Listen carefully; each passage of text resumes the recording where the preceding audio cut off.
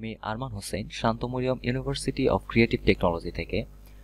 আমি এখানে আমার প্রজেক্টটা দেখাবো, যেটা হচ্ছে স্প্রেডশিট ম্যানেজার লাইট। এই প্রজেক্টের মেইন কাজ হচ্ছে এটি সিএসভি স্প্রেডশিট ফাইলকে ক্রিয়েট, এডিট এবং ভিউ করতে পারে। তো আসুন আমরা এই প্রজেক্টের কিছু মূল বিষয়গুলো দেখে নিই। এই অংশে আমরা দেখতে পাচ্ছি যে এখানে আমরা ভেরিয়েবলগুলো এবং স্ট্রাকগুলো যেগুলো রয়েছে সেগুলো আমরা এখানে ডিফাইন করে দিয়েছি। যেমন এখানে স্ট্রাক্ট একটার টাইপ ডেফিনেশন করা আছে, যেমন টেক্সট 1K নামে একটি স্ট্রাক্টকে আমরা str1k নামে ডিফাইন করে দিয়েছি। এটি মূলত কাজের সুবিধার্থে।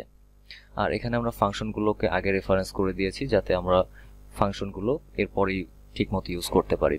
তো আমরা এখানে দেখতে পাচ্ছি যে মেইন ফাংশনটা মূলত আমরা অনেক সময় মেইন ফাংশনের ভিতরেই পুরো প্রোগ্রামটা শেষ করি, তবে এখানে আমরা যেটা করেছি সেটা হচ্ছে এখানে শুধুমাত্র মেইন ফাংশন থেকে প্রজেক্টের নামটা প্রিন্ট করেছি এবং এরপরে প্রজেক্টটা আমরা একটা লুপের ভিতরে চালিয়ে দিয়েছি যাতে আমাদের প্রজেক্টটা জাস্ট প্রথমবার কাজ শেষ করেই ক্লোজ না হয়ে যায়। তো আসুন আমরা দেখি এখানে মেইন ফাংশন থেকে আমাদের প্রজেক্টটা চলে যাচ্ছে ফাইল অ্যাকশনে। তো ফাইল অ্যাকশন হচ্ছে এখানে মূলত একটি ফাংশন যেখানে ইউজারকে কোয়েশ্চেন করা হয় যে আপনি কি করতে চান। তো এখানে 4টি অপশন দেওয়া থাকে, যেমন create spreadsheet, edit spreadsheet, view spreadsheet এবং এক্সিট প্রোগ্রাম। তো ইউজার যখন কোনো কিছু ইনপুট দেয়, যেমন ক্রিয়েট স্প্রেডশিট, তো তখন তাকে একটা ফাংশনে পাঠিয়ে দেওয়া হয় যেটা হচ্ছে ফাইল ক্রিয়েট। এবং ইউজার যদি এডিট বা ভিউ দেয় তাহলে সেখানে তাকে ফাইল আস্ক নামে একটা অপশনে পাঠানো হয়, যেখানে ইউজারের কাছে একটি ফাইল নেম চাওয়া হয়। তো এখানে আবার একটি বিষয় রয়েছে, যেমন এডিট এবং ভিউ এর যে অপশনটি, এটি আমরা একটা প্যারামিটার দিয়ে পাস করে দিয়েছি যাতে ফাইল সে নামটা দেওয়ার পরে সেটা এডিট করবে না ভিউ করবে সেটা এখানে আগে থেকেই বলে দেওয়া হয়। এবং যদি ইউজার এক্সিট করতে চায় তাহলে সে যদি 4 ইনপুট দেয় তাহলে এখানে প্রোগ্রামটা এখান থেকে ক্লোজ হয়ে যাবে। এখানে আমরা এক্সিট করার জন্য এখানে আমরা ইউজ করেছি এক্সিট ফাংশন, এবং এক্সিট স্ট্যাটাস হচ্ছে একটি সি এর একটি কনস্ট্যান্ট যেটা প্রোগ্রাম সাকসেসফুলি এক্সিট করার জন্য ব্যবহার করা হয়। তো এই প্রোগ্রামে কয়েকটা জিনিস খেয়াল রাখতে হবে, যেমন আমরা এখানে অনেক জায়গায় flush_stdin নামে একটি ফাংশন ব্যবহার করেছি। অনেকেই হয়তো এর সাথে পরিচিত না।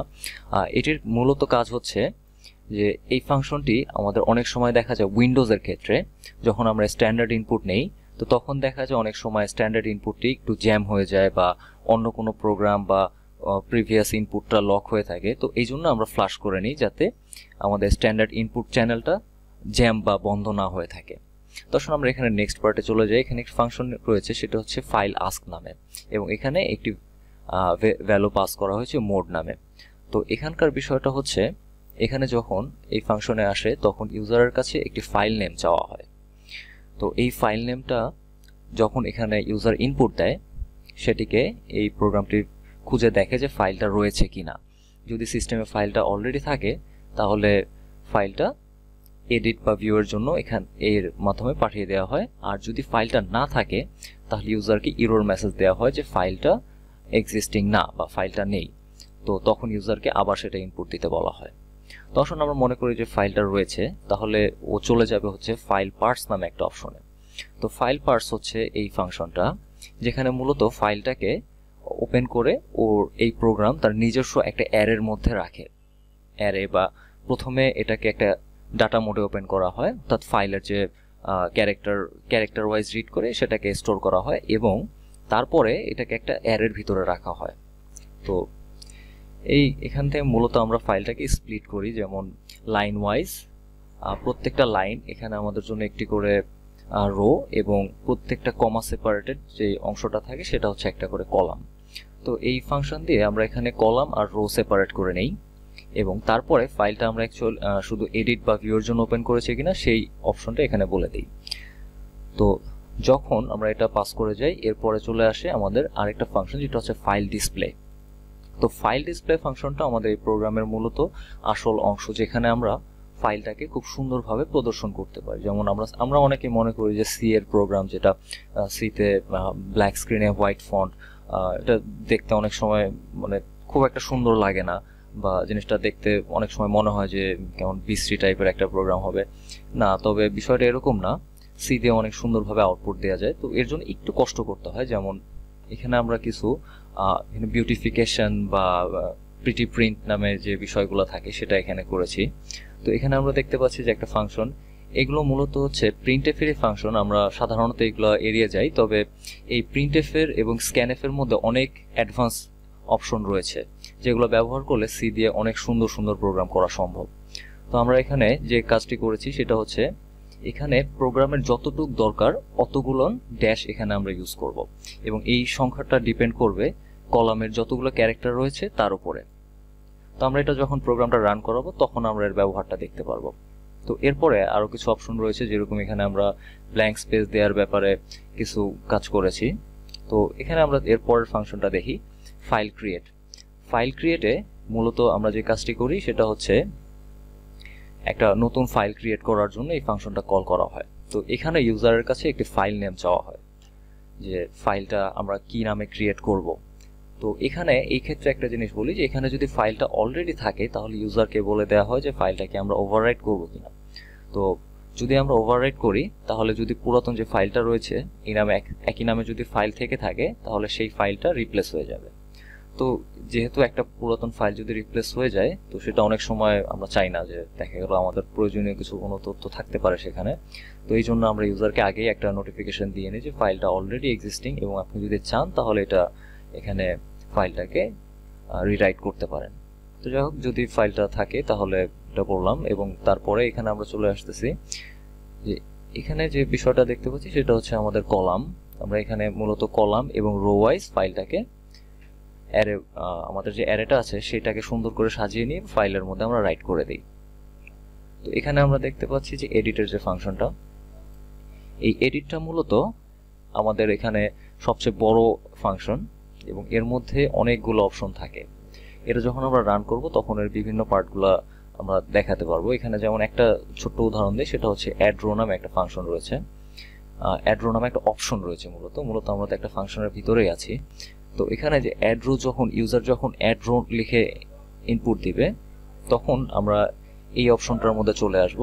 এখানে ইউজার প্রথমে রো পজিশন একটা ভ্যালু ইনপুট দিবে, অর্থাৎ আমাদের দেখা গেছে একটা স্প্রেডশিট অলরেডি আছে, তো সেখানে আমরা কোথায় ইনপুট দিব রোটা, সেই রোটার পজিশনটা যদি বলে দিই তাহলে ও সেই পজিশনে রোটা ইনপুট দিয়ে দিবে। এবং এরপরে আমাদের ইউজারের কাছে বিভিন্ন কলামগুলোর জন্য কি ভ্যালু হবে সেটা এখানে চাওয়া হয়, এবং আমরা মূলত এটা আমাদের যে অ্যারেটা রয়েছে সেই অ্যারের মধ্যে সেভ করে রাখি। এবং ইউজার যখন ফাইনালি এখানে যেমন আরো অপশন রয়েছে, যেমন সেভ বা সেভ অ্যাসে যখন দেয় তখন আমরা যে সেই পুরাতন যে ফাইল সেভ যে ফাংশনটা দেখেছি সেটার মাধ্যমে আমাদের স্প্রেডশিটটাকে সেভ করে রাখে। তো এরপরে আমাদের এখানেও একটি এক্সিট অপশন আছে, সেটা এখানে মূলত এক্সিট দিলে এই অপশনটা থেকে বের হয়ে যায় এবং আবার পুনরায় প্রোগ্রামটা শুরু করে। তো সেখান থেকে আমাদের মূলত বের হয়ে যাওয়ার অপশন থাকে আরো। তো এরপরে আমাদের এখানে যেটা দেখতে পাচ্ছি যে ফাইল সেভ, আমরা যে ফাইল সেভের কথাটা বললাম সেই ফাইল সেভটা এখানে মূলত আমাদের অ্যারেটা ইউজ করে ফাইলটাকে সেভ করা হয়। অ্যারে থেকে রো এবং কলাম ওয়াইজ ফাইলটাকে সাজিয়ে এখানে ফাইলটা সেভ করা হয়। তো আসুন আমরা একটু প্রোগ্রামটা রান করে দেখি। আচ্ছা, এটা হচ্ছে আমাদের সেই প্রোগ্রামটা। এখানে আমরা যদি ফার্স্টে একটা ধরুন একটা স্প্রেডশিট ক্রিয়েট করব, সেই ক্ষেত্রে আমি এখানে 1 ইনপুট দিলাম। তো এখানে প্রথমে ফাইলটা চাবে, তো আমরা এখানে একটা নাম দিই যে test.csv। তো এখানে ও বলছে যে নাম্বার অফ কলামস, তো ধরুন আমরা নাম্বার অফ কলামস এখানে 4 দিয়ে দিলাম। তো এ নাম্বার কলাম, আমরা এক্সেলে দেখেছি যে আমাদের কলামগুলো এ বি সি ডি এভাবে সাজানো থাকে এবং রো গুলো 1 2 3 4 দিয়ে সাজানো। তো আমাদের এই প্রোগ্রামে ঠিক সেম ভাবেই কাজ করে। তো আমরা প্রথম কলামের নাম দিলাম যে হ্যালো, দ্বিতীয় কলামের নাম দিলাম ওয়ার্ড, তৃতীয় টেস্ট সিএসভি বা এরকম কিছু একটা নাম দিয়ে দিলাম। তো আমাদের এখানে একটা বেসিক স্ট্রাকচার তৈরি হয়ে গেছে। এখন আমরা সেই যে অ্যাড রোর যে বিষয়টা বলেছিলাম সেটা একটু টেস্ট করে দেখি। অ্যাড রো, এখানে ও বলবে যে রো পজিশন, তো ধরুন আমরা একদম সবার শুরুতেই দেবো, তো 1 দিয়ে দিলাম। তো ও বলছে এখন যে আমরা যে ফার্স্টে যে হ্যালো নামে যে কলামটা ক্রিয়েট করেছিলাম সেটার জন্য এখানে কি হবে। তো আমি দিলাম যে ধরুন 1, ওয়ার্ল্ডের জন্য এখানে দিলাম যে ABCD, টেস্টের জন্য দিলাম 22, সিএসবির জন্য দিলাম যে 7 দিয়ে দিলাম। তো আমাদের একটা এখানে বলছে যে নিউ রো অ্যাডেড অ্যাট 1, অর্থাৎ পজিশন 1 এ একটা রো ও সে তৈরি করে নিয়েছে। তো এখানে আরেকটা অপশন আমরা দেখতে পাচ্ছি যে শো, এখানে type show to show current data table. তো আচ্ছা আমরা দিয়ে দেখি এখন শো দিলে ও ও মূলত এই স্প্রেডশিটটার একটা ভিউ দেখাবে, যে আমাদের এখানে দেখতে পাচ্ছি যে কলামের নেম এবং হচ্ছে এখানে রো নেম। এখানে রো, যে ফার্স্ট রো 1 নম্বর রোতে আমরা দেখতে পাচ্ছি যে হ্যালোর জন্য 1, ওয়ার্ল্ডের জন্য ABCD, সি এর জন্য টেস্ট এবং ডি তে CSV এবং এর ভ্যালুগুলো।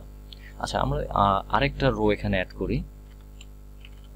আচ্ছা, এখানে রো পজিশন আমরা দিয়ে দেব 2, হ্যালোর জন্য দিয়ে দিচ্ছি 4 দিলাম, ওয়ার্ল্ডের জন্য এখানে দেই টেস্ট, এখানে দিব হচ্ছে 73, CSV এর জন্য আমরা দিয়ে দিই এখানে 8। আচ্ছা, এখন আমরা আরেকবার শো দিয়ে দেখি। আচ্ছা, এখানে সুন্দর দেখা যাচ্ছে যে আমাদের এখানে টেবিলটা নতুন একটা রো অ্যাড হয়ে গেছে। আচ্ছা, এখন আমরা ফাইলটাকে সেভ করি। সেভ, তো আমরা এখানে আগেই নামটা বলে দিয়েছিলাম যে test.csv নামে। তো এই ফাইলটা আমরা এখানে সেভ করে ফেললাম, প্রোগ্রাম সাকসেসফুলি ফাইলটাকে সেভ করেছে। তো আসলে আমরা ফাইলটা দেখি এখানে। আচ্ছা, এখানে আমরা দেখতে পাচ্ছি যে টেস্ট নামে একটা ফাইলও ক্রিয়েট করে ফেলেছে। এই ফাইলটাকে এখন দেখি যে আমাদের একটা টেক্সট ভিউয়ার দিয়ে দেখি, তাহলে আমরা এর স্ট্রাকচারটা দেখতে পারবো, ফাইলটা কিরকম স্ট্রাকচারে রয়েছে। আমরা এখানে দেখতে পাচ্ছি যে ফাইলটা এখানে কমা সেপারেটেড ভ্যালু হিসাবে সেভ হয়ে গেছে। তো এই ফাইলটা যদি আমরা এক্সেলে ওপেন করি, মাইক্রোসফট এক্সেলে, তো আমরা এখানেও দেখতে পারবো যে এটা অ্যাকচুয়ালি এইভাবেই সেভ হয়েছে। আমরা এই ফাইলটা আমরা যদি এই প্রোগ্রাম ইউজ করে যদি একটা ফাইল ক্রিয়েট করি, এটা যদি কাউকে দিয়ে দিই, তো সে এটা অ্যাকচুয়ালি এক্সেলে ওপেন করে দেখতে পারবে। তো এটি হচ্ছে এই প্রোগ্রামের মূল বিষয়। আচ্ছা, তো এখন আমরা দেখি এখানে আমার এখানে অলরেডি একটা ফাইল ক্রিয়েট করা আছে, যেটার নাম হচ্ছে result.csv।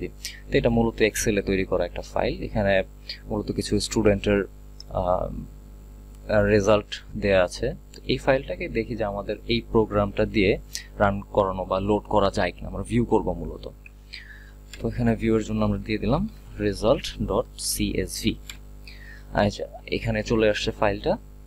আমি মূলত ওই যে এই লাইনগুলোর কথা বলছিলাম, যে এখানে আমরা printf এর ফাংশন ইউজ করে সুন্দরভাবে আউটপুট দিতে পারি। আমি কোডটা দেখাচ্ছি এটার জন্য। এই হচ্ছে সেই লাইনগুলো, শুধু মূলত এই জায়গা থেকে আমাদের সুন্দর এইভাবে টেবিলটা ক্রিয়েট করার জন্য এই কোডগুলো ব্যবহার করা হয়েছে। তো মূলত যে এই যে printf এর যে স্ট্রাকচারটা রয়েছে, এটাই হচ্ছে এই সৌন্দর্যের মূল রহস্য।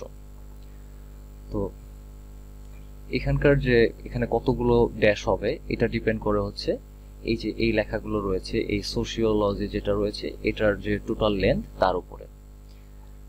তো এইভাবে একটা প্রোগ্রামকে বেশ সুন্দরভাবে করা যায়। এখন আমরা যদি চাই যে ফাইলটাকে আমি এই যে এই রেজাল্টটাকে আমি এডিট করব, তো এডিট করার জন্য আমি এখানে ওকে 2 দিয়ে এডিট মোডে চলে যাই। তো result.csv, আচ্ছা, result.csv আমি এখানে ওপেন করলাম।